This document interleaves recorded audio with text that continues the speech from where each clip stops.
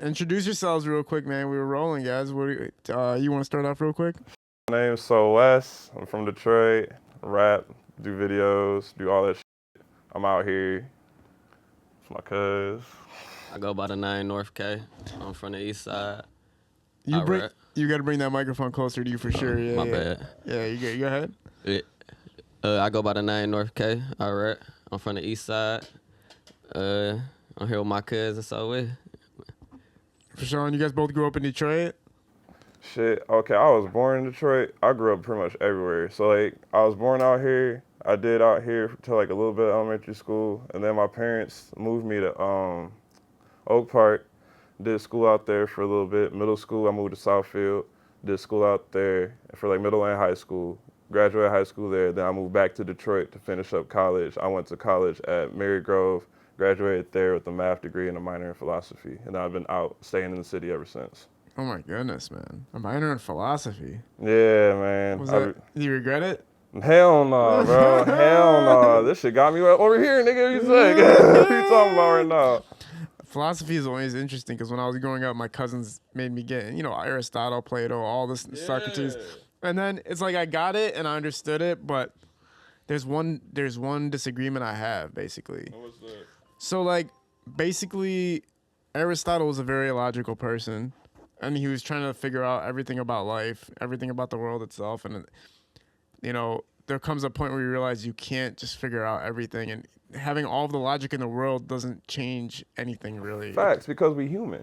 You know what I'm saying? Like, that's why, like, even, like, I think it was Kant's theories, one of them niggas' theories, bro. It was, like, the proof of God, you know what I'm saying? And it was just, like, end of the day, it was just pretty much, like, our knowledge is limited because we're fucking human, bro. So Yes. It's like a lot of people be trying to like be like, oh, I know this and I know that. It's like that's some ego shit. You feel me? Like, nigga, we human, bro. God made us our brain to a certain capacity. So we're not gonna be able to figure out everything. And if you're really trying to be like that and want to prove to everybody like your own ego, oh, I can do this like that, and like that's on you, nigga. Like that's not what the world is. Yeah, facts, bro. We're human, bro. I be telling people that shit every day because people be like having expectations like, oh, I gotta do this, I gotta do that, or I feel this way, or I can't do this. It's like, bro, you're a fucking human, bro. Like, you might make mistakes. That might happen, bro. Like, it just is what it is. You know, you can't beat yourself for that shit. Just grow. With the spiritual inclinations and philosophy being a part of, or do you consider yourself spiritual? Yeah. Now, taking that into this realm of Detroit music where it almost feels like it's the opposite of spiritual. 100%. 100% though. How does that collide? Well, like, when I first was rapping, bro, like, I kind of was on, like, a conscious tip all the time. So, like, even, like, when I'd be, like, going to, like, I would do all the showcases downtown, like, all that kind of shit back in the day. And, like, everybody was like, oh, your music's different, this, and that. And it's like, like, people was fucking with it. But, like, I love, like, the rap shit. I love all that grimy shit. Like, I love just, like, the cadences, the flows, like, the fucking jokes, bro. Like, jokes in Detroit have gotten to, like, the motherfucking, oh, my God. I was just listening to the snippet Crispy Kid had. He was talking about, like, he was saying shit. He's like, I ain't fucking because your feet stink, because your breast stink, your meat stink. I'm just like, what the fuck, nigga? Like, yeah. But, like, I see why people do that shit, though. And, like, it's kind of like, it's in a sense of ego shit because people don't want to hear that shit 9 times out of 10, like all that conscious shit. Like people do respect it, but I feel like they only respect it if other people respect it in a sense, or like if you have some kind of whatever kind of sense. Like Profound. I want to hold on for 1 second, Nick. I want to give him my microphone and take the GGI. I be talking about shit sometimes. Okay, so back to what we were saying though, because if you're spiritual and if you're, Facts. You think about philosophical ideas and concepts, then coming to Detroit and listening to the music and everything you've presented, which is the total opposite to some degree of spirituality, there's no conflict for you. You're saying you appreciate it still. Well, like, I'll put it like this. I appreciate the grind. Because, like, what I've noticed with a lot of artists, and I'm pretty sure a lot of other people might have noticed this, too. Even with Kendrick, bro, that's one of the biggest, I could just say it like that. So, Kendrick came out with that one song, bro. No, like, everybody know about that video. I forgot the goddamn name of the song, but that one bitch with the fat ass, everybody knew her. Everybody knew about this video. She was just shaking her ass the whole video. You know what song it is? It was oh my God, man. Somebody gonna know this shit in the goddamn comments. But like, it was a song, he was just rapping hard as hell. And he just had this chick with like a fat ass just shaking it the whole time. You know what I'm saying? And now look at Kendrick shit. You know what I'm saying? He's saying all this different shit compared to that. But that's the thing about it though. It's like, he trying to make it. And like a lot of people said that his concerts, so there would be like 5 people at him. That's probably because he was on that shit like that. Like you were saying the real shit. But like, once you get yourself into a marketing mindset and you start like thinking about, okay, I have this demographic of ignorance that I need to fuck with me in order to get to where I want to go to. And then that way, a lot of those people end up making some shit that's different, but that's the whole goal in the first place. You feel me? Yeah, it's very interesting, right? It's like you have to prove that you can gain this fan base before you can get to the fan base that you really want. Facts, bro. That's 100%. And like, that's where a lot of, like you said, it is a spiritual kind of like dilemma with a lot of people. Like I had a chance, this one dude wanted to sign me, and he heard all my music, and like he was just like, yo, you need to make music like shake about like, you know, bitches and this and like cars and money. I'm just like, bro, I ain't got none of that shit, bro. The fucking huh? And he's over here, no, bro, like the shit gonna pop though. And like I just didn't take it. I had a full ride to college. I didn't even take that shit. It's like moral shit. Like you gotta go with your gut, bro. On God, like you just gotta trust God, man. Just trust it, and it will work. Like, Yeah, easily. I've been there in that situation where I'm like, all right, I love hip hop, I love the culture, I love Detroit, but there was so many conflicts. I was like, all right, bro, I gotta figure out my own way to do this because there's some shit I really just do not fuck with, and so I had to branch out. And so, right now you had the opportunity to sign, you didn't take that opportunity. Yeah. And what kind of music were you making at that time? At that time, like, cause I'd make everything, bro. I had like a whole album where I was singing on that bitch. Me and my one homie, Jake Carlson, like we used to make like house music and shit like that. Like I started out producing. I started out rapping, but then I got into producing. That's when I started really like trying to find like myself per se. And like I was making like just everything. Honestly, I was making everything: lo-fi, jazz, like house, rock. A lot of really like rage type of music. Honestly, bro. That's why I really got my like start with figuring shit out with. Like just like I wouldn't say like X per se, but like that kind of rage in a sense. You see what I'm saying? Right on. Let's kind of rewind a little bit. What was kind of like your childhood leading into the music career like? Well, every like my whole childhood growing up, I was always kind of like picked on a lot and shit.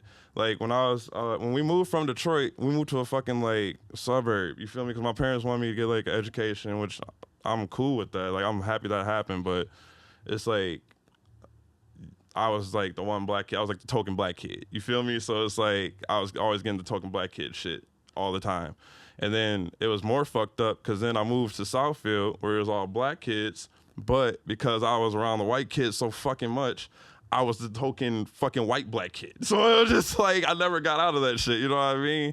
So like I just had to deal with shit all the time. And then it was even worse in middle school because the fucking vitiligo shit started happening and I was getting that shit on top of it. So I was just... It's a skin disease where like the pigmentation in your skin changes color. Oh, okay. So like I was getting that shit all the time. So like I never fit in, period. I never fit in. And I think that's kind of why my music's the way it is too.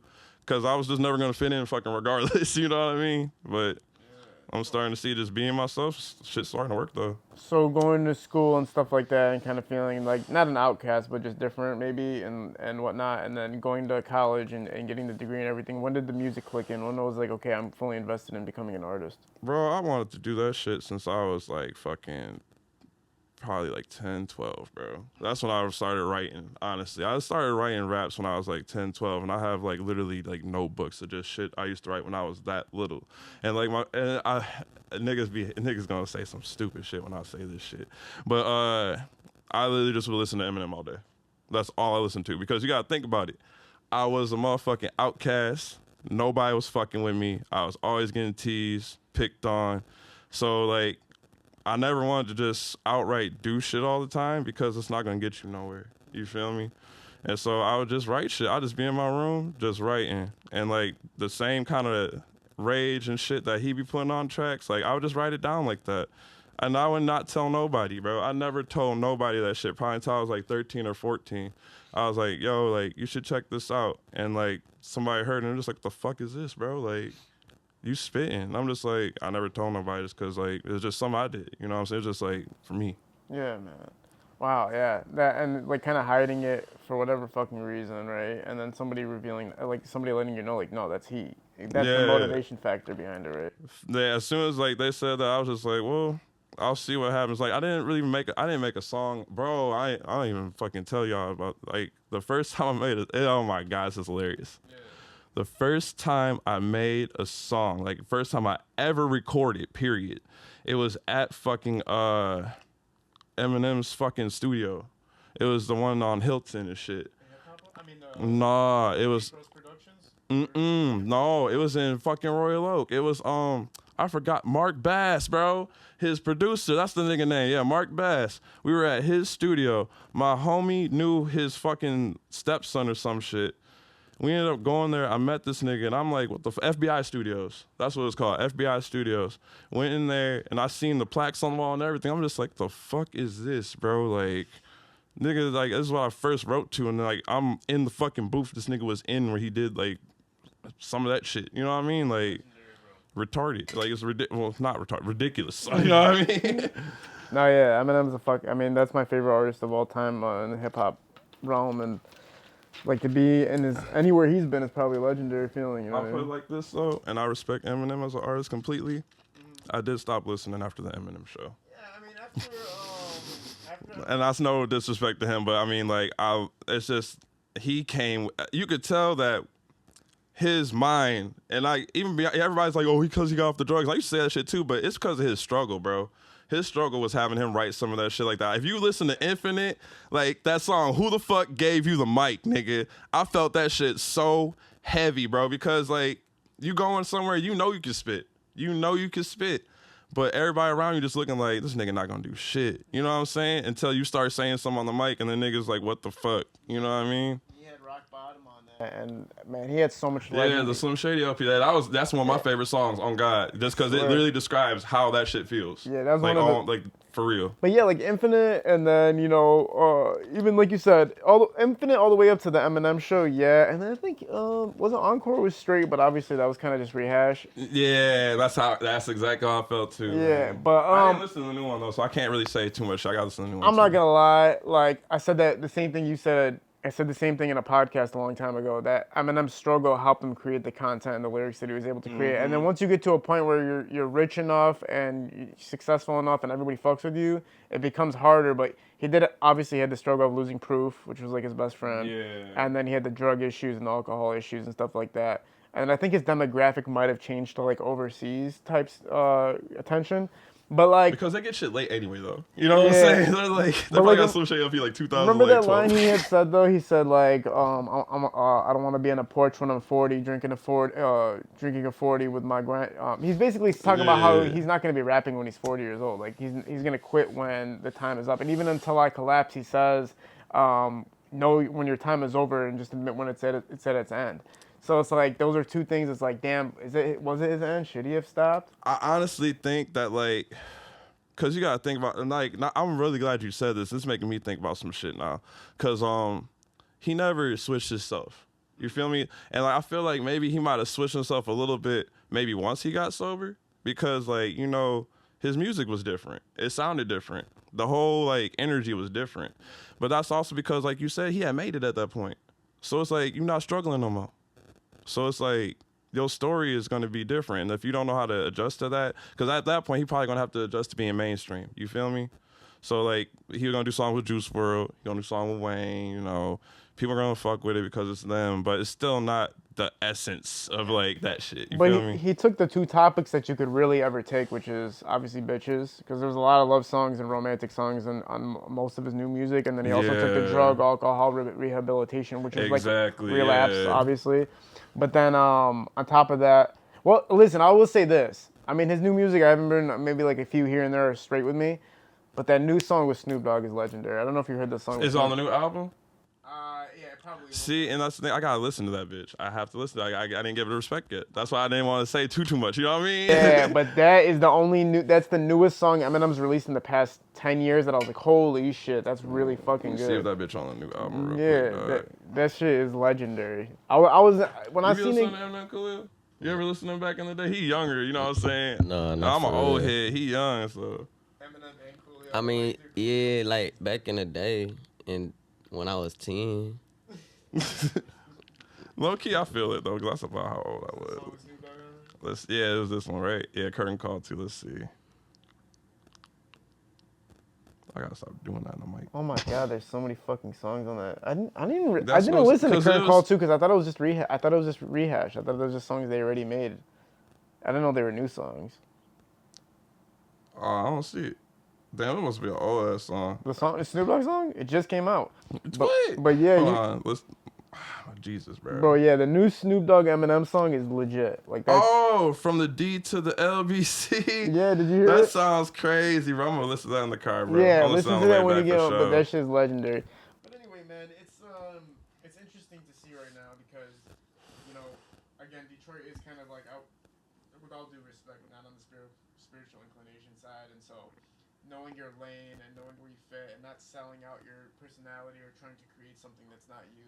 Exactly. What's important to you. You wouldn't have sold your personality for money or a label or anything like that. Nah, but I will say this though. One thing I never was really into was designer shit. And I'm kind of getting into it. It's kind of bad. Yeah, it's kind of bad. But it's cool, though. At the same time, it kind of works in a sense. What are you thinking about? Well, I don't want to be the one to officially say it, but I think I might have been the first rapper to shop at the Gucci store downtown and actually buy some shit with real money. What'd you buy from the Gucci store, bro? This? That's from the Gucci store? Yeah, bro. It says Gucci in it. No, bro. man, listen, you need to take this to the camera and make your claim. You're on your own now. Nick, get this on camera, man. He said, tell him what you just told me, bro. Hey, okay. I'm going to need to see the receipt if somebody can do it. You got the receipt? Yeah, I got my receipt. I keep my shit, bro. Bring the receipt out, Yeah, I man. got you, bro. Look, because it wasn't the day of. Just because. I'm pretty sure. That's what I'm saying. I want to see if somebody did it on the day of. Because I literally think I'm the first rapper to shop there. Because I went there the next morning. And the nigga was already talking to me and everything, bro. Imagine that Look, listen. come on, bro. I'm not. That's going to be the cover of the damn song Yeah, track. but why does the Gucci have 3 C's? 3 C's. I'm going There's 2. Man, he's like, this nigga blow. What's happening? Damn. I'm getting high as fuck, bro. I ain't gonna lie to you. Listen, Man, you ain't getting no contact, bro. Nick, don't I always get contact high every time I'm here? Okay, now hold on. Let's bust this myth real quick though. When I was younger, I used to this goes to what you was talking about, man. I used to skate all the time, right? And I used to be like sponsored, all that kind of shit. But in high school, I never smoked. Period. I never did because my mom said this straight. She was like, if I ever find out you smoking weed, Wes, I'll kick you out the house and I'm gonna beat your ass. And I'm just like, I can't deal with being, I don't got the funds for that. Because I was already working at like 12, 13 anyway. My mom cut me off on my birthday at 12. I was like, what am I getting for my birthday? She's like, I don't know, what is you getting? And I was like, I don't know. Yeah, that's exactly what happened. I got a job, nigga. I made them niggas wrap up my present and everything. But no, like, yeah, like, you know. She threatened to I never, everybody around me smoked weed because everybody would skate. You know what I'm saying? The whole skate community, that's all the niggas did was just smoke. Yeah, man. And I'd be just in the car like, and like I was never high. And on Mythbusters they proved it too. Mythbusters they proved it. YouTube. Look on YouTube, Mythbusters. No, that's what I'm saying. Look on YouTube, Mythbusters. They proved it. And I've never gotten contact high. I swear on God. high that I don't even know what to say anymore. Man, that's some butterfly effect shit. So let's get back to this, because imagine somebody scrolling on Instagram right now, and we're gonna talk about that first Gucci story. So go, this is your moment, man. All right, yeah. So, and the funniest part about it, and this is no disrespect to this dude either, but I met V's at the Gucci store, bro. Like, it was my first time seeing him, and I try not to like look stupid, but I kind of look stupid. I was just like, oh shit, and I like looked away. I'm just like, damn. I'm like, fuck it. But then like, you know what I'm saying? Like, I went in the store because I talked to the nigga, and this is the funniest part about it. I was fucking with it. Because I used to go to Somerset all the time, you know, like I said, I was getting into designer. So I'd be hitting up Neiman's, I would hit up Saks, just, you know, maybe 1 or 2 things, because I ain't got cheese like that. You know, I'm a normal nigga. But like, the dude remembered me. He was just like, yeah, I think I seen you at the Somerset store. This is when I had the cheese to get ready to buy some shit, because he wanted me to try shit. I'm just like, I ain't trying shit till I'm buying it. Because I already know how you looking at people. Like, that store is not for Detroit. Flat out. Everybody know it. The Gucci store was not made for, like, the real niggas in Detroit. It was made for this gentrified Detroit. And, like, I don't mean to be a way about it, but that's just the honest truth about it. And so when I went in there, I was just like, man, I'm not about to go in here looking broke. Like, if I go in here and I say I'm gonna do something, like, I'm gonna keep it just like Scarface said. I keep my word on my balls. I ain't breaking that shit for nobody. So fucking, I went the next day and I had the cheese, and this nigga gonna pull out, bro. I was so pissed at this nigga. He pulled out the lion with the fucking emerald in it. That fucking ring. He like, yeah, like, you know, you want to get this one. I'm like, yeah, I do, but I don't want to get robbed, man. And I'm on the east side. This ain't Somerset. This ain't Troy. This is Detroit, bro. So, like, you know, I got the low key one. You know what I'm saying? But yeah, man, like, you know, like, I could tell that, like, they respect people who want to do business, because this nigga gave me his number, and, like, I'm about to drop a video because of the Jagucci shit and all that kind of stuff. And, like, he wanted me to send that shit to him. So I'm about to send him that in a portfolio and just see what the fuck happened, bro. That's legendary. So that ring is that's it right there? Yeah, man. We'll see if it's the first thing a rapper bought at the Gucci store. It'd be funny as hell if it was my ass. Is the claim that you're the first, not the first person? No, the first Detroit rapper Okay, so to buy something at the Gucci store. And I thought V's was going to buy something first, but I cashed it out before he did, I think so. So I didn't see him cash it out yet. So You know what I mean? So I was just like, we'll take it. So V's could have been the first, but you were the first. You bought yours before. Hey, man, he might have pulled up first day. You know, I didn't got cheese. But I mean, I didn't see him cash out before I cashed out. Facts. So I'm just like, well, until I see a receipt, I'm taking that claim, my nigga. I don't give a fuck. I was it. Talk about your guys' relationship and how you guys started working together. I'll let Khalil talk about that. From my wood. Oh, you gonna put it? This my cousin, and like I said, like we ain't know each other at first until I was like 15, and then my uncle had brought me to like this house party, and it was all my family members I ain't never seen. I just met him, and then I gave him my number, but we ain't never took until I had graduated high school and stuff.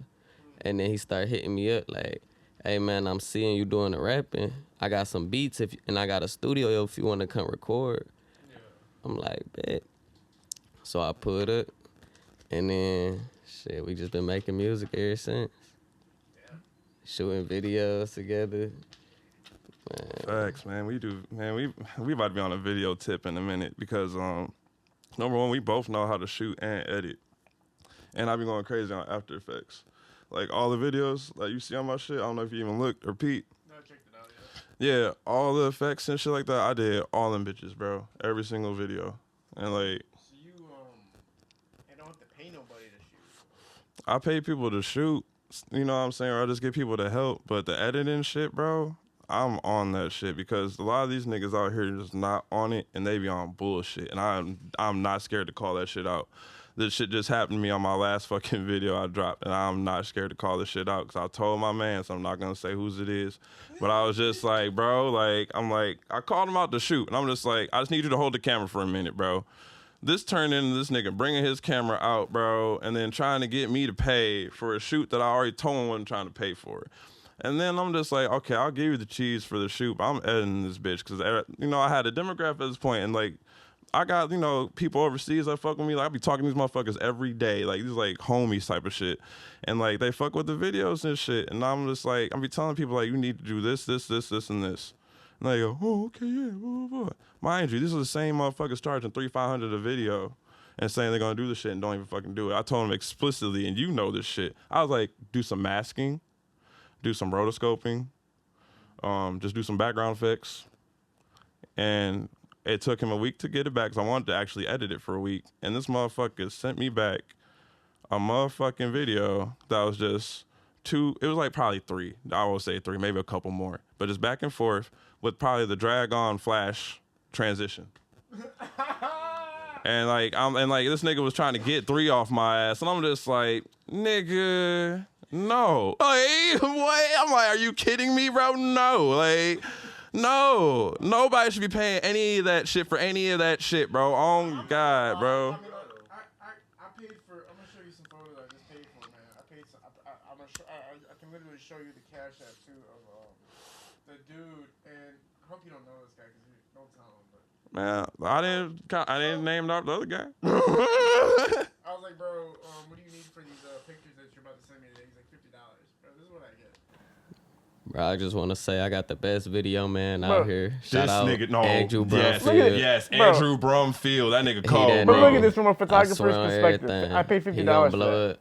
He gonna be something special. And I didn't hire this guy. This guy was already there shooting, bro. What is he shooting with though? That's That makes a big difference. I will say that it does make a big difference what you're shooting with, but at the end of the day, you still gotta know how to make that shit do its shit. You know what I mean? I mean, yeah, but there's only so much you can do with a T3i, bro, for real. Like, there comes a point where it's You like, gotta get the A7, bro. I'm not You talking know about what me. I'm I'm saying? talking Like, about yeah, that's what I'm saying.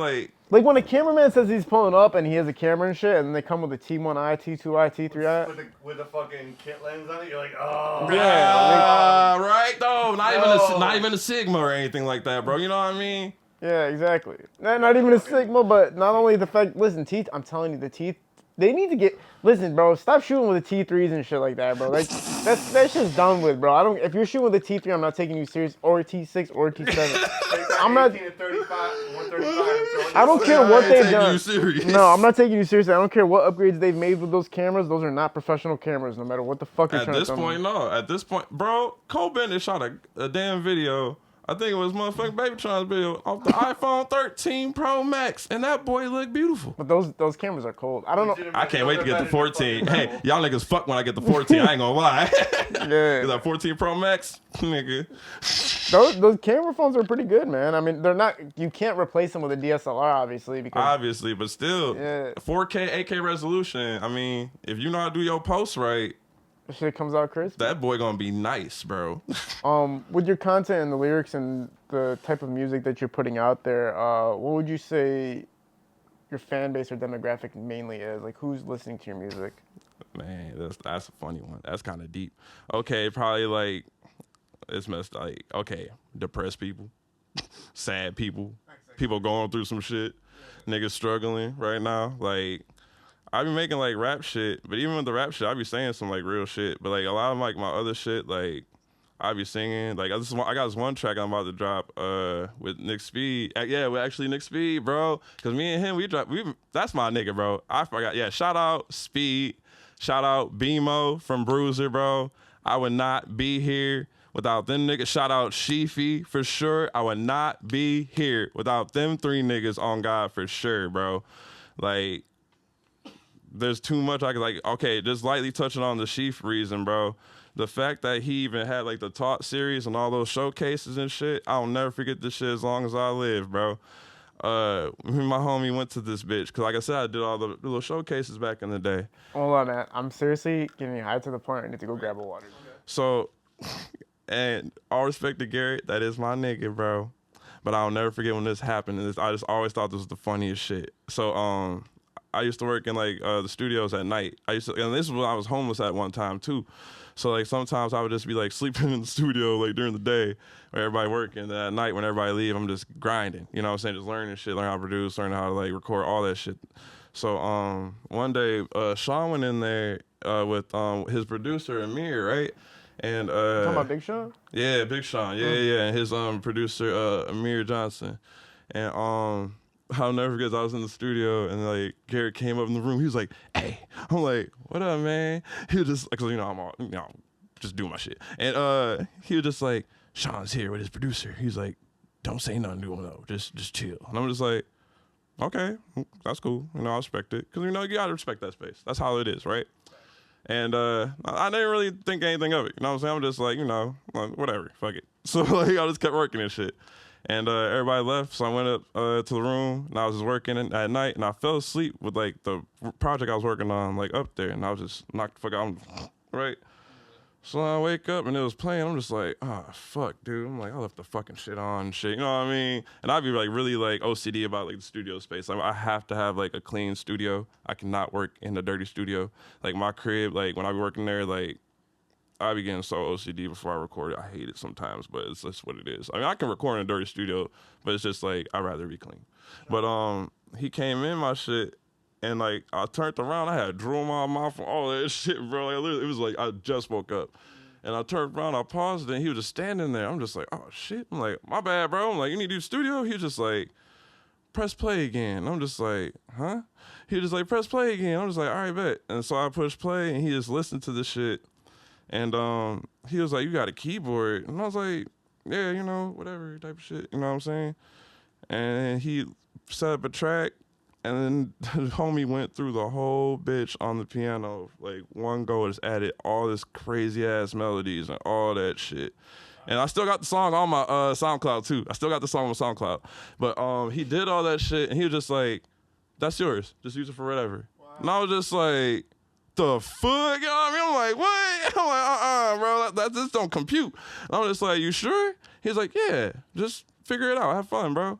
And I just made that song. I dropped that bitch, and then as time went on, like, he would come in more, and like we would just be chilling, working, like doing whatever. And I remember one time he came by and he asked to use my, like, the room I was in, because at this point I had like my own room at the studio pretty much. Like, I had bought the speakers in there, bought like all that shit for this room. And so I was like, yeah, go ahead and use it, you know, I don't give a fuck at all. And he came back the next day. Well, I came back the next day, and he was like, yo, you got your MPC? I'm like, yeah. He was like, let's make some shit right now. I'm like a whole song? He was like, yeah, like, we'll spend like 10 minutes on the beat. You'll freestyle it for like 5-7 minutes, and then we'll move on to the next one. And I'm like, bet, cool, whatever. You know, I wasn't thinking shit about it. So we did that, and we made like, I think like 5 or 6 songs, right? And shout out to Low Sport too, because he was there that day, and he's a dope as fuck. Like, that man is just awesome as hell. But he had the speakers set outside the studio, right? This one was at the church. I'll never forget this either, because a lot of people never really fuck with my, like, heard me or heard my music, because it's like, you know, like, I'm just this nigga. I'm just a, you know, normal ass nigga, bro. So he had the table set out, he had the speakers set out, he was playing one of the songs that we made. And it was like early as hell, obviously, you know, because that's the only time I'm there, super early, before everybody gets there, before all the sessions start, and everybody gets all booked and shit. So everybody's coming in, and he's just playing my song.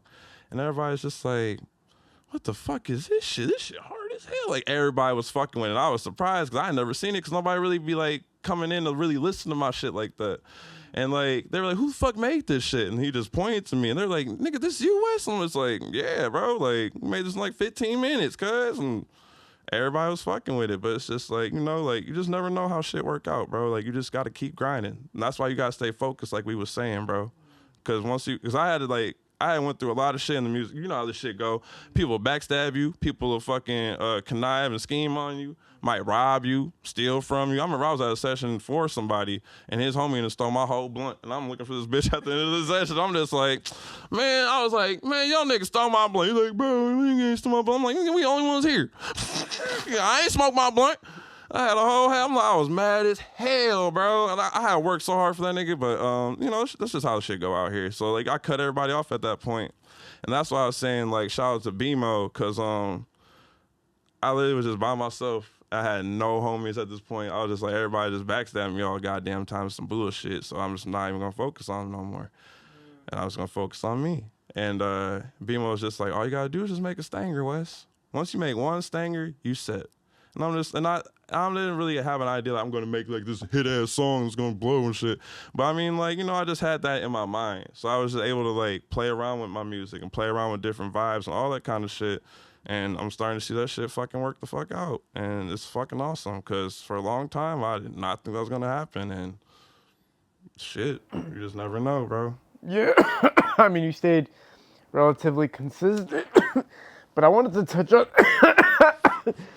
I'm sorry. No, you're fine. I don't even think it's you at this point. I think my throat already's been... Bro, people have been smoking in here all day. I think it just finally caught up. What I was going to say, though, is... Big Sean. I wanted to talk about that a little bit. I know we kind of fast forwarded through that. But the songs. You guys have songs together. Man, okay, like, and I didn't want to talk about this like this, but like, he kind of gave me like a talk, bro. It was like a real ass talk, just about like how to move and shit. And you know, he got the songs. He got them, and I'm cool with that, because like, end of the day, he said, you got to get yourself to a point where this will be worth it to do. And so I'm just like, well, cool. I'm just going to have to keep grinding. So he has them, but you have to pay to use them, or he's waiting for you? I ain't got, it ain't even nothing like that. It's just like, it's like you had kind of said earlier, bro. When the time is right, the time is right. Yeah, okay. But like, it's got to be the right time type of shit. You know what I'm saying? Like, and I'm totally cool with that. Like, this, honestly, bro, this is probably damn near like 4 or 5 years ago. Okay, on God. Cause like, you know, like you gotta think about it, what's the point of doing some shit if it ain't gonna do shit, bro? You just dropping shit for no point at that point. Yeah, You know what I mean? Like I said, I already even had a song that I dropped with him. man, that's crazy. You know what I mean? You got the experience to record with the legend. You know what I'm saying? Bro, on that type of note, fast forwarding, I engineered Corday one time. Like, you know YB and Corday? Like, Speed hit me up, and like he was like, yo, I need somebody to engineer. Shout out to Speed again, GOAT. But you know, like pulled up, and we was just smoking and chilling. And like it was a minute. I'm just like, yeah, he probably not gonna show up, bro. The same shit happened when I met Wayne for the first time too. I was at the skate park on some side note shit. But like, All right, we'll get back to that. Go yeah, okay. But like he pulled up and I'm just like, oh shit, it's Corday. Fuck. You know what I mean? I'm just like, damn, like shit got serious. So like I wasn't even trying to be on no like what up type of shit. I just was like, I gotta work. You know what I'm saying? Cause that's the job. You know what I mean? You gotta do the job. So fucking I had pulled up Logic, and I will never forget this as long as I live. And everybody needs to hear this shit if you actually produce or engineer. On God, I don't care what none of y'all niggas say, bro. This is the realest shit. This nigga straight up, I pulled up Logic, right? And I'm a beast at Logic. I was a beast at that shit. Everybody know that shit. And fucking, I pulled up Logic. He was just like, what the fuck is this? And I was like, what? He was just like, where's Pro Tools? You know what I mean? So like, I mean, I could have pulled up Pro Tools, but like, I still recorded it in Logic. You know what I'm saying? And he didn't like at first he didn't fuck with it when I recorded it, and I will never forget this shit either. He was just like, man, he was like, you know, whatever, bro, this whatever. You know, you can try to mix it with that. I'm just like, okay, you know, I didn't take it like any hard because I mean, he wanted Pro Tools, and this nigga, he know what he doing. So like, I was started mixing it. This nigga, he was on the phone with IDK and all that shit. He was like, hold on, bro. He started fucking with that, so I started mixing it, right?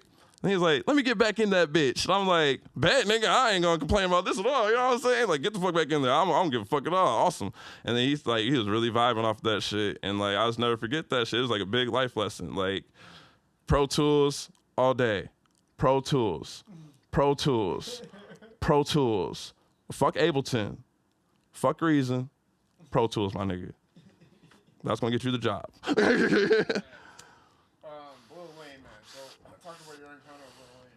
So, he know a little bit too. I used to skate. I used to be sponsored by Modern back in the day, and I used to skate like super heavy. Like, I took that more serious than the music back in the day because I thought that was like I really wanted to just go pro type of shit. And like, I used to get bullied all the time in school about it because back in the day, being black and skateboarding was not cool, and I know he remember that shit. So it's like I was getting beat up, I was getting like talked about, like all that kind of shit, but I just never really cared because like. And like it's kind of mentally fucked up in a sense how I was taking it, but I mean it just is what it is type of deal. Like some people like cut themselves, some people do like stupid ass shit like that, and like my whole mindset was like, man, I'm not gonna hurt myself, but I mean I will jump down some stairs or jump down a rail, and if I land it, at least that's gonna do something good for me. I might get hurt, but I mean at the end of the day, like I'm still letting it out in a sense, you know what I mean? Just that kind of like anger, rage in a sense. And I started learning how to like channel that kind of like mentality into the music as time went on. But like that's how I met Wayne because George over at Modern, the old man, OG. But like he called us up and he was just like, yo, like y'all want to come skate with Wayne? And like we're like, the fuck? Like he called like a couple people on the team up and shit. And so we went up there. Skating for like hours and this nigga is not showing up because this happened like the year before too, and I'm just like, okay, you know, whatever, we got the session going at least, you know what I'm saying, we're filming or whatever type shit. Out of nowhere, this nigga tour bus came up. I'm just like, oh shit. And then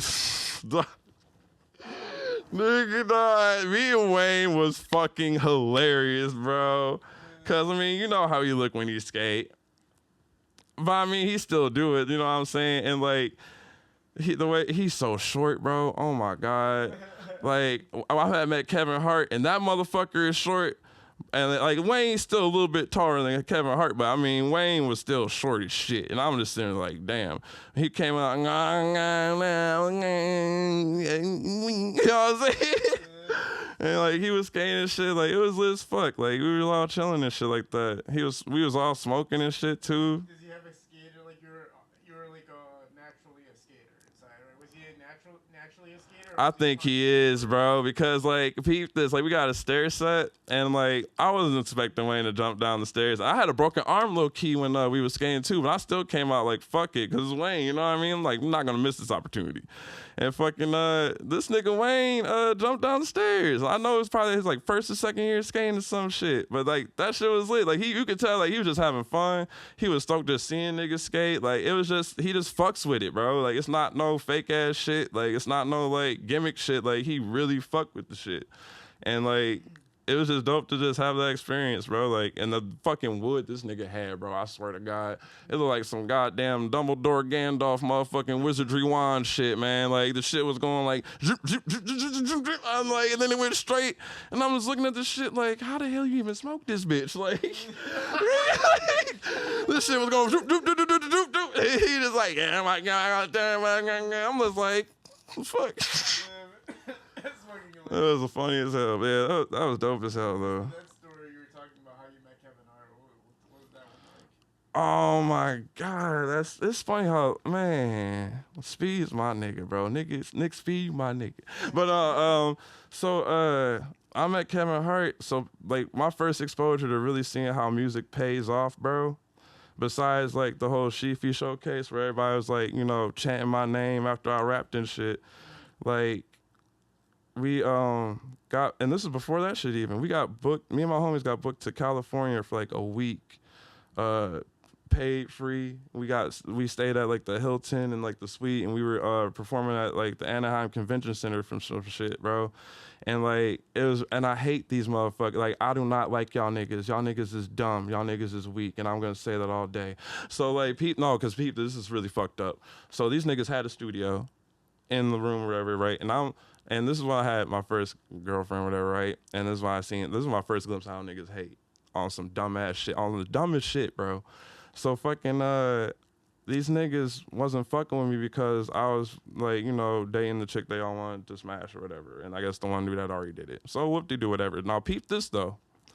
My ingenious ass looking out for everybody, just because that's how I am, because we even got out there because of my fucking verse on top of that, you know what I'm saying? So like, I go to this new club that opened up because I'm just emailing people. I'm just trying to like get a glimpse of how to market music in a sense. Because I'm like, we're out in Cali, bro. Like, and we got out here for free. They're paying for us in like a suite in the Hilton, bro. Like, nigga, I'm about to try to jug the fuck out of this shit. You know what I mean? Like, we ain't paying a dime, nigga. Like, what else are we gonna do? Try to make more money, nigga. So like, I hit up this club. And fucking, I'm like, yo, me and my homies came out here from Detroit, bro. And, you know, we out here doing this show, blah, blah, blah, blah. Just please, we're at the Anaheim Convention Center. We're about to perform this day. I'm trying to see if, you know, we can do some shit, right? This nigga said, pull up. So I pulled up to the club, and I'm talking to this man's in his office. He's like, look, bro, we're about to open, like, grand opening this week, too, type of shit. And I have Paul Wall coming in for, like, you know, opening night. I'll just have y'all niggas open for him. And I'm sitting there like, oh, fucking shit, like, gangsta grills, you man. I'm like, dang, yeah, you know what I'm saying? I'm like, we gonna get ice. So I'm like, yo, bro, like, I got us booked at this club for, we're gonna open for Paul Wall. And they're like, bro, I hate people sometimes, bro. They're like, we don't have any songs ready. And I was just like, nigga, open that goddamn laptop and make some shit right the fuck now. Nigga, what the fuck are you doing? You know what I'm saying? Like, what are you doing right now? Are you gonna cry like a bitch, nigga? Like, come on, we about to open for Paul Wall at the club. They about to give us bottles, VIP section, nigga. The hoes, nigga, like, come on, everything, bro. Like, what are you doing? This nigga over here, well, I just don't feel like it. Just some niggas I went to high school with, bro, and like they was on some rap shit, and like I said, we only got there because of my verse. And like I said, they was probably just on some Joe's hoe ass shit. But like end of the day, bro, I had pulled up to that club by myself. He's like, where your homies at? I'm like, they bitched out. He was like, damn. I was just like, yeah. He was like, well, here's a bottle. You can just have this. I'm sorry that happened. Hell no, because everybody else was there. Niggas hold up. I was mad as shit, bro. I went back pissed, bro. But then, this is the funniest part about it, though. So, like, I went back to the hotel room, and then all the niggas left and like went somewhere and got some drinks. I'm like, fuck this shit, man. I'm gonna get my own bottle or some shit, right? Go to the liquor store, and it was so fucking weird. So it's like the place near Disneyland in Anaheim, right? And I had to keep walking down. The liquor store is kind of far from all the nice shit. So I'm like, this look kind of sketchy. And like I went there, and there's like one car in the fucking parking lot. And so I'm just like, fuck it, I'm getting a drink. This shit pissing me off. So I went inside, bro, and it was like a fucking movie. I went and get my little bottle of rum. I go to the cash register. There's a Mexican dude right here, a Mexican dude right here, and then there's one, I'm sorry, bro. And there's one behind me, right? And I'm just like, fuck. You know what I'm saying? I'm just like, and they all looking dead at me too. And the person at the register is looking at me like, Dr. Beach, such and such dollars. I'm just like, here you go, bro. And then like I'm walking out and I see them all starting to converge. I'm just like, it's like some warrior shit, bro. I'm just like, fuck. So I start walking out and I'm like walking this way. I'm like going straight to the street. They like, yo, essay. And I'm just like, it's a wrap, bro. I'm like, I'm about to die out here, bro. Because I already had somebody kind of stalking me on a goddamn bus when I was going to just like a store to get some shirts or something like that. I seen this nigga creeping on me. I had looked at him, I'm like, I will fuck you up. And then he stopped. And I'm just like, okay, nigga. But these three niggas was like, yo, S.A., come here, Holmes. And I'm like, I'm not about to run. Because if I run, they're just going to chase my ass. And I'm going to be fucked. So I walked over. I'm just like, man, I'm like, and that's why I started hating them niggas I was with more. I'm just like, got me out here stranded in California by myself, nigga. Y'all some hoe ass niggas. So I walked over there. It's like, where you from, S.A.? And I'm just like, from Detroit. They're like, what? I'm like, yeah, I got a show out here and I'm performing shit. They're like, oh. And he was like, you need some weed? And I was like, yeah. And after that, they looked out for me, became my plug, man. They was coming through the show like, man, I would appreciate the motherfuckers all day, bro. Cause they was looking out. And like they had my back too. Yeah, it was scary. But at the end of the day, they had my back on. They're like, yo, anybody fuck you home, we got you, cuz. I'm just like, cool. I ain't gonna complain. That's why anytime I walk into like a liquor store, if there's a homeless man outside, I always give him like $20. Just make sure I get out of here all right, bro. I don't do all that. Because then they're going to follow you. They're going to be like, it might not even be a homeless guy. It might just be somebody trying to get tourists or some shit. You know what I'm saying? But yeah, like that's how we got to Anaheim and shit. And that's how like I met Kevin Hart because we was in the airport. And I looked and my homie was just like, that's Kevin Hart. I'm like, really? He's like, yeah, bro. I'm like, I'm going to say what up. He's like, no, don't do that. I'm like, bro, he ain't going to give a shit. I was young at the time, so I didn't really give a fuck. I had like no filter. So I'm like, yo, what up, Kev? And he over here, hey, what up, man? I'm just looking at him like, when I got up to him, I'm just like, this nigga short as hell, bro. He had a badass bitch with him though. Badass Asian bitch. She was taller than him. Yeah. But like this nigga is small, my nigga. Yeah. Like probably a little bit taller than Mike Styles. I ain't gonna. I'll probably give him like this, maybe. But yeah, he's short though. Damn. So Lil Wayne and Kevin Hart are both short. Kevin Hart's short though. Man, so yeah, your stories are fucking insanely wild, man. But talk about where you've been in music so far that you feel like it's an accomplishment, like a real accomplishment that you can put up there and say, you know, I did this and this is something I can look at and say I respect that. All right. The first song me and Nick Speed made, bro, he had been, and Garrett, okay, so I was at Assemble. Garrett always talked about this dude named Boldy James. I didn't know about him at first because, like, you know, I was still getting into, like, everything. Because when I was growing up, I was listening to rock all the time, a lot of kind of shit. You know, I was in burbs and shit. And then I started getting more rap shit and like that. And I was still listening to rap at that time, but still, I was listening to Rough Riders all the time. That's what I was listening to all the time. Like, my grandma got me, like, the Rough Riders tape, volume 2, my grandma. So, like, shit. With, like, the musical journey, per se, like, damn, hold on. What'd you say it one more time? Basically asking you, with everything you've done so far, what's been like that thing that kind of sticks out to you? Oh, yeah, you said the one accomplishment type of shit. This kind of blew my mind because I didn't even know I could do this type of shit. So the first song me and Speed ever recorded, he was playing this beat, and we were in the studio. And, like, I was just listening to it because I've been going over there a lot. Like, we were just, like, you know, chilling a lot and shit like that. And I met him through BMO, and, like, BMO really got that relationship going. And so, like, we were chilling, I'm listening to this beat. No, I never rapped on his beats before, but I just kind of was just like thinking of some shit in my head because I always freestyle. Like even before I was like recording, I would freestyle in like the car all the type. So like Boldy had came in there, like Boldy James walked in and he wasn't all dripped. He was just, you know, looking normal, like a normal person. And he was with his homie and they were on the couch and like they fell asleep. And so like I said, I didn't know who it was at the time because I wasn't even like really paying attention like that. I'm just listening to the beat, just vibing out, you know, Speed's making the shit. And then like I started kind of singing the melody a little bit, and he was just like, "You got a song?" And I'm just like, "I think I can get something out real quick." So he played the beat, and I one take the bitch, like just freestyle the whole bitch, one take. This is before all the punching shit. This is when like niggas was doing like one take shit. Like shout out to Danny, and I like because I really did like respect. I respect Danny Brown, like probably one of like the most as like a lyricist, and I've met him and shit. He cool and shit, but like honestly, like one thing he always said was like, I do all my songs all the way through, because that's how you're gonna do it when you like do it at a show or whatever. Like he has all that emotion in it. So like when I did it at the studio, it had all that shit in it. You know what I'm saying? It was a really good one take, a really good song and shit. So Bodie woke up and he was just like, "Yo, Speed, who the fuck is it? What the fuck song is this?" And Speed's like, "Homie just recorded this shit in like one take." He was like, "You one take that shit?" And I'm like, "Yeah, like." Yeah. You know what I mean? So he was just like, he was listening. He was like, "You should call the song Throwing Shade." And I was like, huh? You know what I mean? I was just like, Yeah. I'm like, fuck it. You know what I mean? I'm like, I, like I said, I'm spiritual a little bit. So I'm just like, that's probably the world, interacting with me. I'm like, all right, bet. It's called Throwing Shade, Speak. You know what I mean? And then, I found out that was Bodie James, and like he was like, "Bro, like that was one of the hardest shits I've heard, like whatever, Bajay Spleed, he just respected it type of shit." And like after that happened, like I was like, damn, like Gary be talking about Bodie, like that's like his favorite artist, and like this dude just heard me do a one take on a song that Speed produced and just off rip fucked with it. You know what I mean? Like after that point, I was just like, I just need to go, bro. I feel like you probably have so many legendary stories. It's like crazy, but damn, yeah, Boldy's that's pretty legendary.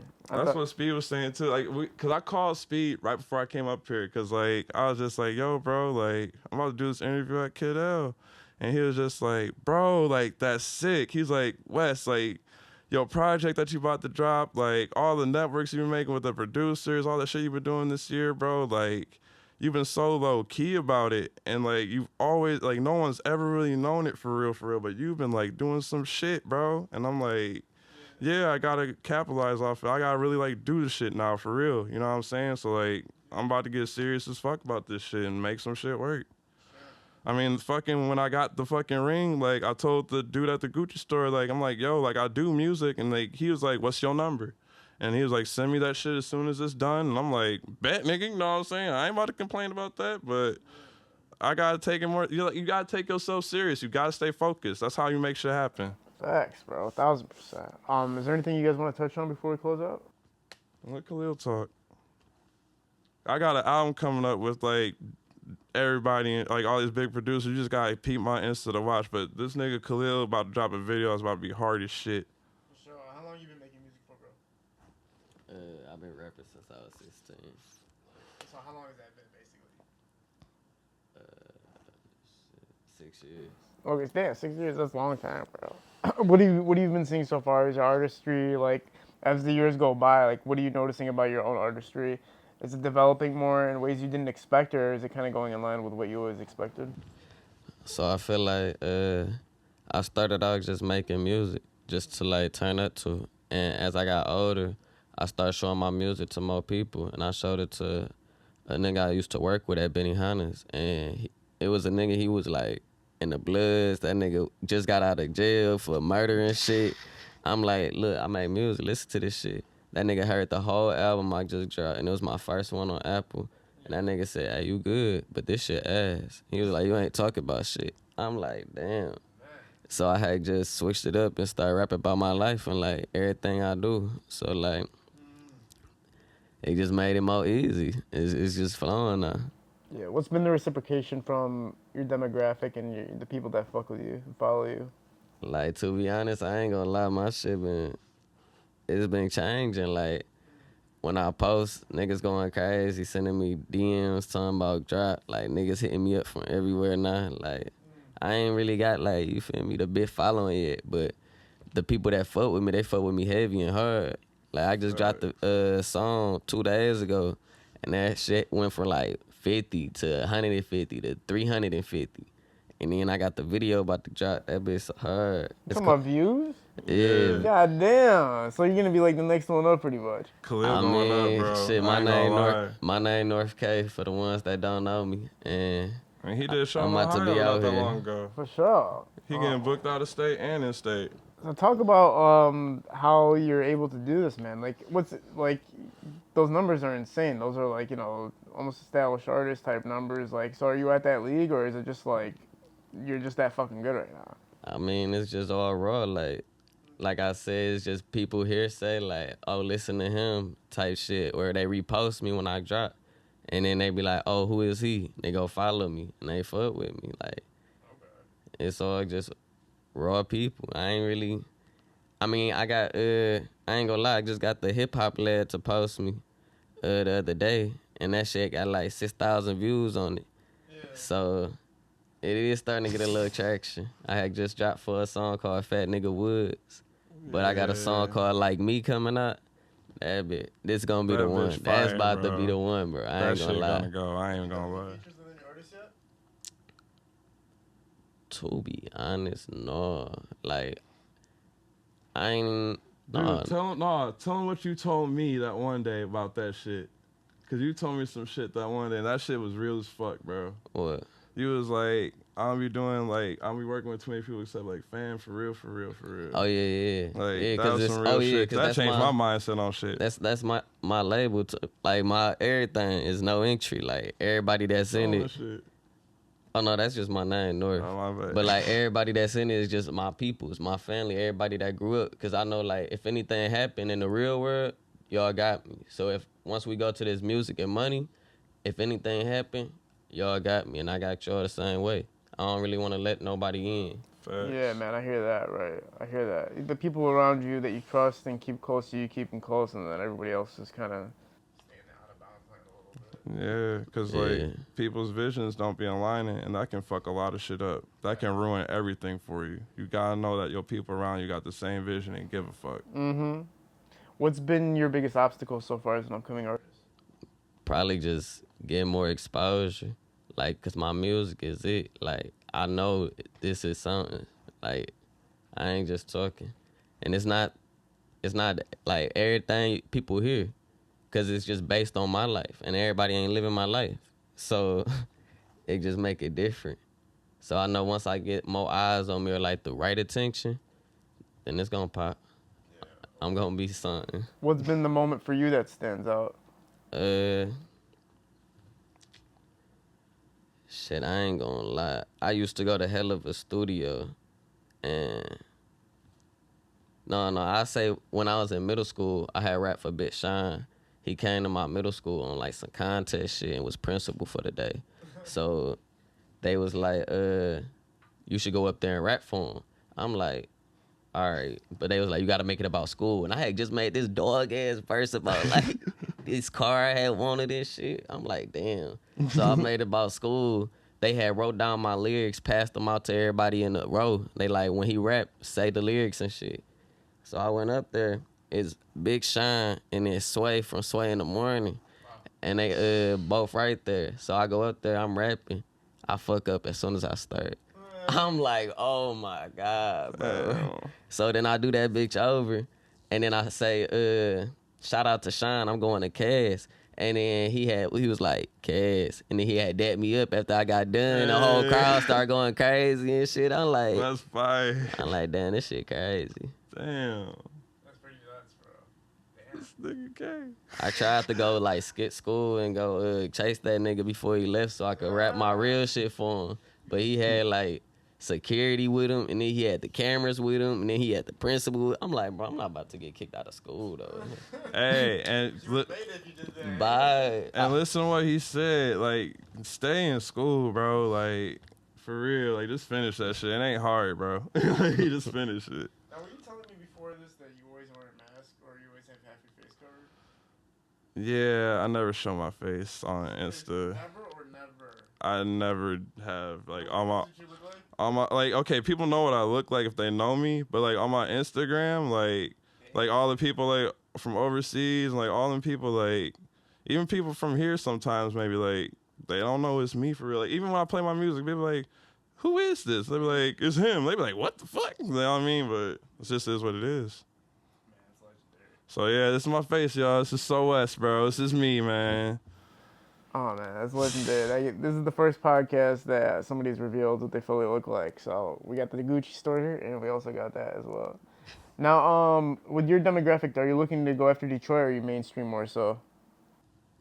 I really want the city to fuck with me because I want everybody around me to know, like, shit, I'm from the same place y'all from. Like, if I could do it, we all can do it. Facts. If I go mainstream, it's just gonna give me a bigger opportunity to put the city on. You feel me? Like, I just wanna see where my music take me. I ain't gonna lie, I ain't never really thought about that. Shit. Yeah, but like when you get to the top, your whole thing is to help give light to the city too. Like it's not just about, once I get the bag, I'm out of here. It's like you Facts. want Yeah, to like like- even like you feel me? I'm just a little. I ain't gonna say a little nigga, but I'm just the normal nigga in the streets. Like when COVID started, I had got a little box, put everything niggas needed for essentials: tissue, toilet paper, did. same shit, toothpaste. You feel me? Water bottles. Put it in a box on Outer Drive. Let people just come and grab it. Like I just want to give back, show that Detroit really ain't that bad. Facts. That's that all. stigma that Detroit has of that when people are looking out and looking in, you're seeing that you don't like that perspective and you want to kind of give a different light to it. Yeah, like it's a lot of beauty in the city, bro. You just gotta find it. Like it's a lot of hidden gems. People just be wanting to focus on the bad shit, and it is a lot of bad shit, but that's just what they want to focus on. That's the problem. The negative stuff, that stuff gets the attention. And so you're doing good stuff, and that probably doesn't get as much reciprocation as when you do something, when somebody does something negative. If you got in a street fight and post it on Instagram, that shit's gonna get 100,000 views. But if you post that, oh, I'm giving back to the community today, nobody. I ain't gonna lie, bro. When I had this some crazy shit, but like I said, my page is small, so I got like 500-600 followers, and I only was getting like 50-60 views. I had got out of jail. I had posted my wristband like I just got out. Fuck niggas. My shit went up to like 150. I'm like, damn, this shit crazy. Soon as I posted my music, right after that shit, it dropped down to 30. I was like, damn. Oh my god. Like, what the fuck? That's fucking horrible, bro. That shit was crazy. Damn. That's what it's true. It's crazy, and the negative shit gets more than the positive shit. You know what though? You can't always say that, bro. Cause I'll say this though, like, okay, and I'm not trying to know, but like disrespect to like Sean, like, what they was doing, like what they do out here, bro, like that's a big ass thing that they do. Like they publicize that pretty well too. But it's just like a lot of people don't talk about it. But it's like it also depends on the type of people that you're listening to talk about it too. Because there are a lot of people who do talk about that shit, but that also depends on the demographic that you surround yourself around. So if you surround yourself around a demographic who focuses on the negative shit, yeah, you're going to hear about the negative shit more often than the positive.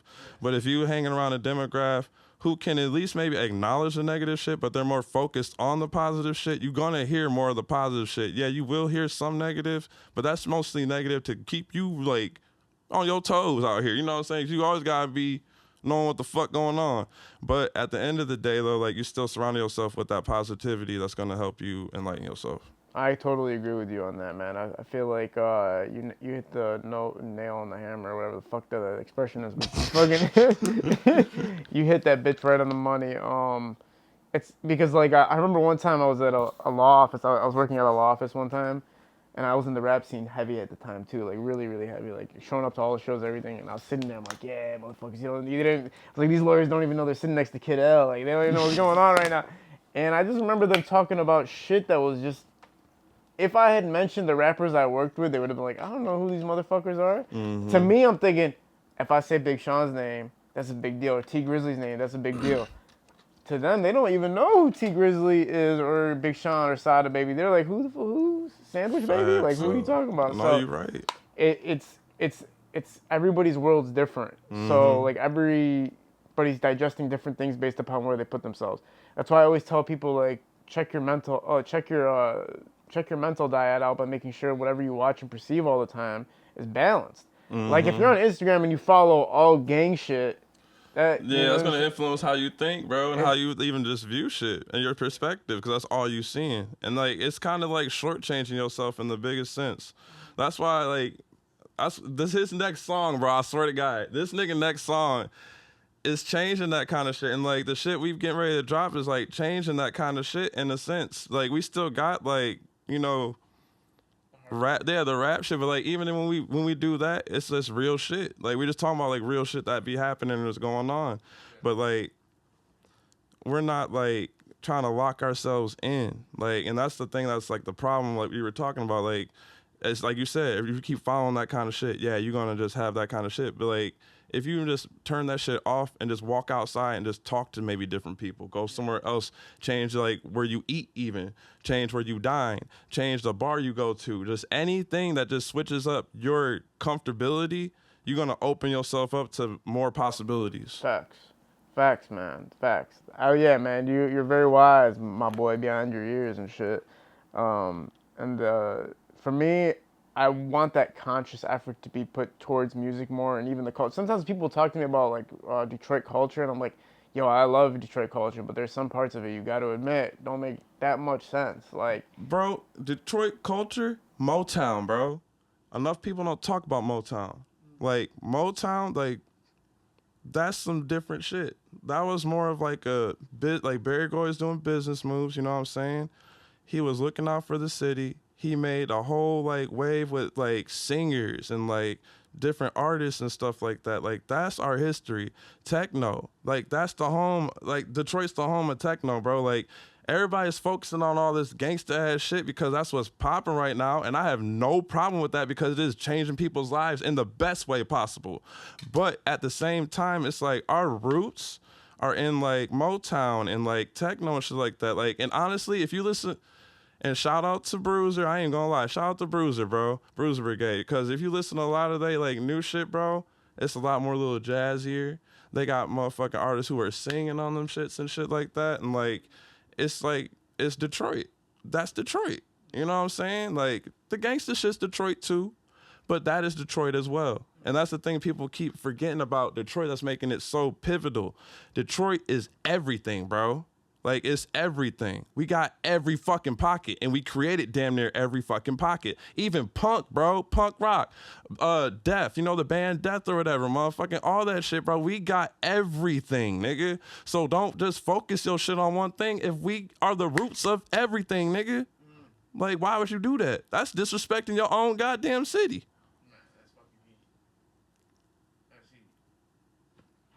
So that's why we be on just everything. We on everything, bro. Like, we can do everything, bro.